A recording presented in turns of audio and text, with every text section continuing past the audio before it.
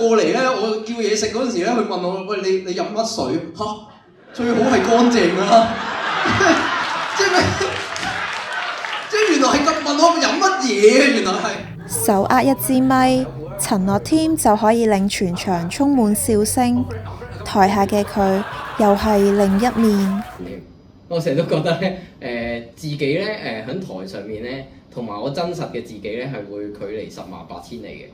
咁係一路咧要揾到自己最自在嘅一個方式咧，可能係要用差唔多10年嘅時間先揾到。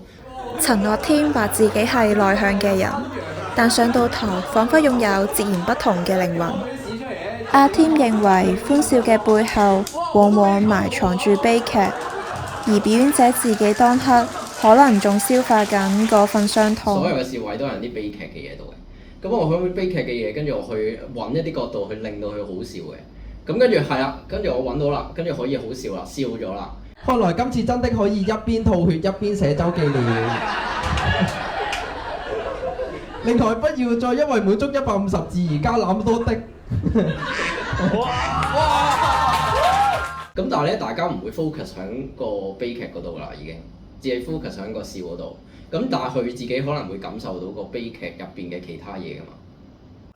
阿添計劃喺明年巡迴表演結束後休息一段時間，探索棟篤笑以外嘅新方向。